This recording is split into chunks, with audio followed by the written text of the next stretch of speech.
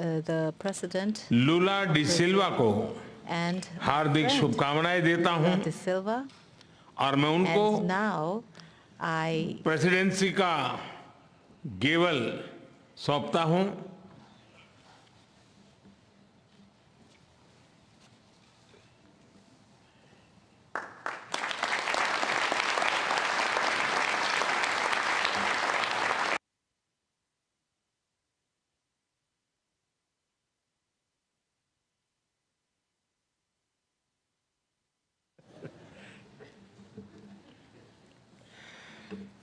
मैं राष्ट्रपति लूला को इस अवसर पर अपने विचार साझा करने के लिए आमंत्रित करता हूं।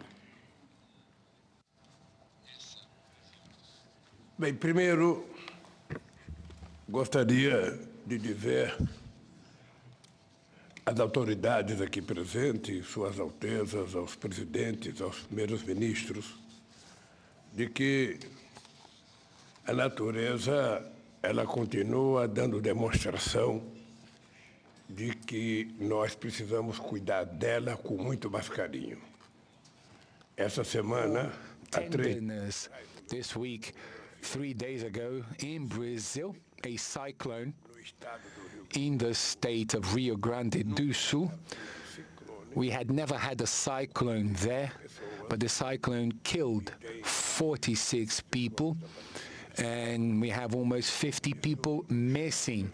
And this draws our attention because phenomena such as these have been taking place in all different locations on our planet. Well,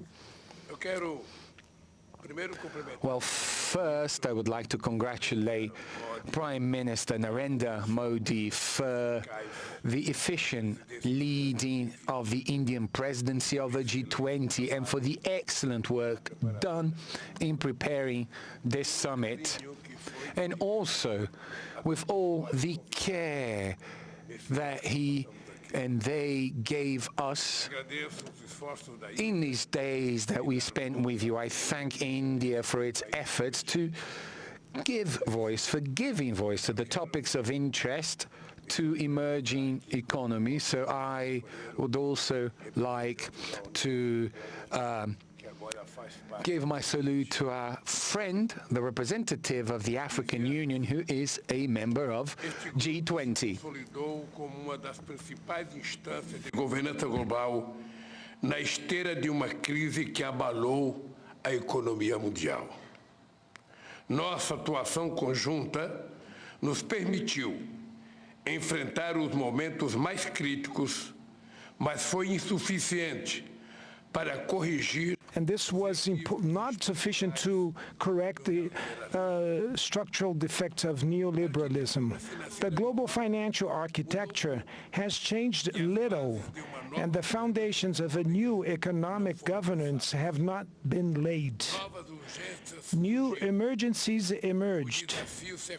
Challenges have accumulated and worsened. We are living in a world where wealth is more concentrated, in which millions of human beings still go hungry, where sustainable development is always threatened, in which governance institutions still reflect the reality of the middle of the last century. We will only be able to face all these problems if we address the issue of inequality of income, access to health care, education, food, gender, and race, and also of representation is at the origin of all these anomalies. If we want to make a difference, we have to place reducing inequalities at the core of the international agenda. Therefore, the Brazilian presidency of the G20 has 3 priorities. The first one is social inclusion and fight against hunger, energy transition, and sustainable development in its 3 aspects: the vector social, the economic, and environmental vector. And thirdly, the reform of global governance institutions. All these priorities are part of the Brazilian presidency motto, which says, building a fair world and a sustainable planet. Two task forces will be created: the Global Alliance Against Hunger and Poverty and the Global Mobilization Against Climate Change. We need to redouble our efforts to achieve the goal of ending world hunger by 2030. Otherwise, we will be facing the biggest multilateral failure in recent years. Acting to fight climate change requires political will and determination from the rulers, as well as resources and technology transfer.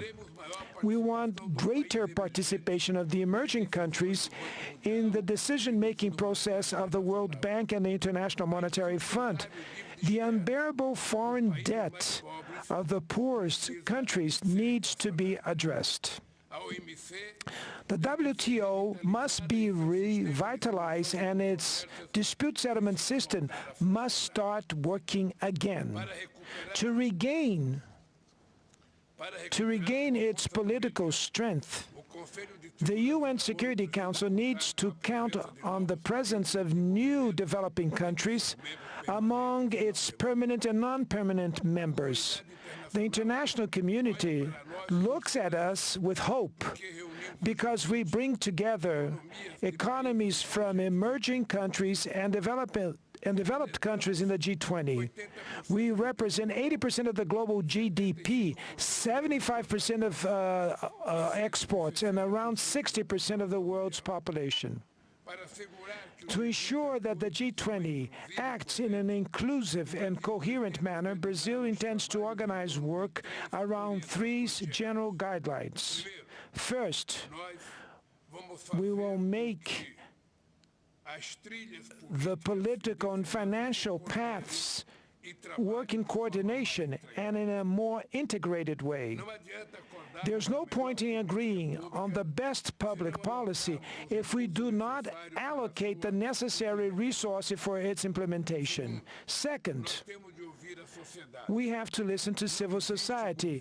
There are no governments without civil society. The Brazilian presidency will ensure that engagement groups have the opportunity to report their conclusions and recommendations to government representatives. Thirdly, we cannot let geopolitical issues hijack the discussion agenda of the various G20 levels.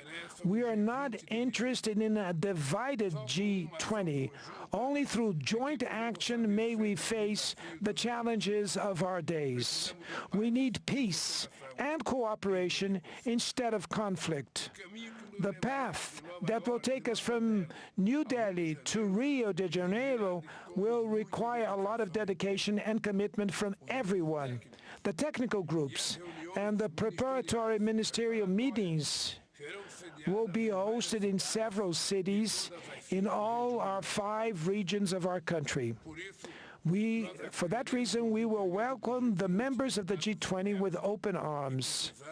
And we need effectively to the support of all the people here, including the track record of this successful summit meeting that was hosted by our dear country, that is India. I will be very much honored to welcome you all to the Rio de Janeiro summit in November of 2024. And before I hand the hammer here, I would like to thank very much to Prime Minister Modi and to thank to the Indian people for the competence that they had for organizing this event. And I would like to say, Prime Minister Modi, that I personally am very much touched emotionally when I want to pay a homage to our dear Gandhi, that we paid a homage today. Everybody knows that in my political life, Mahatma Gandhi has great meaning because the struggle with nonviolence was a role model that I followed for many decades when I was in the labor movement, and that's why I'm very much touched and emotional and I'd like to thank you for the opportunity to pay this homage that we did today. And I'd like to say to all of you that Brazil will take the chair of the G20, and we will make a tremendous endeavor to manage to at least try to do something as the same that our brothers and sisters from India did. Thank you very much.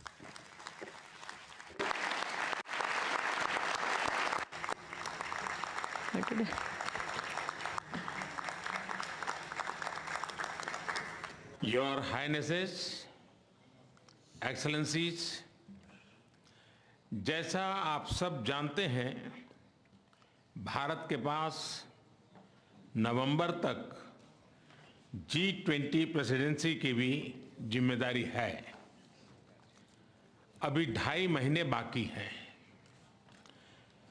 इन 2 दिनों में आप सभी ने अनेक बातें यहाँ रखी हैं, सुझाव दिए हैं, बहुत सारे प्रस्ताव रखे हैं।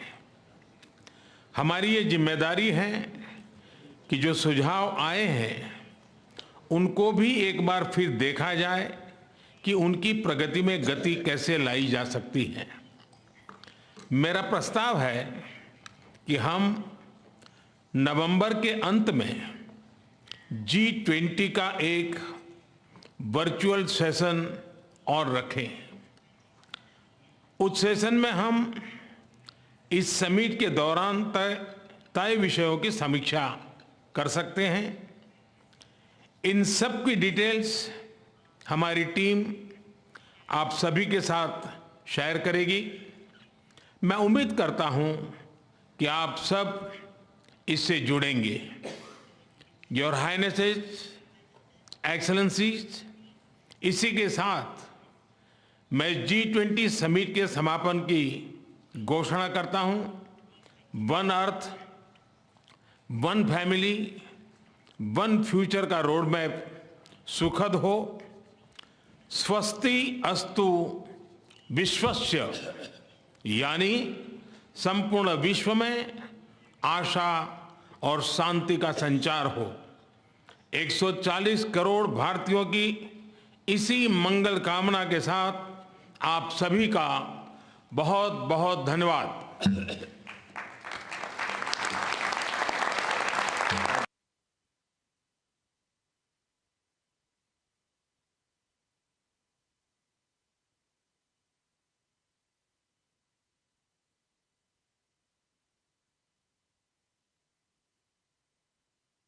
आप देख रहे थे सीधा प्रसारण, और इसी के साथ G20 का जो शिखर सम्मेलन था उसका समापन हो गया।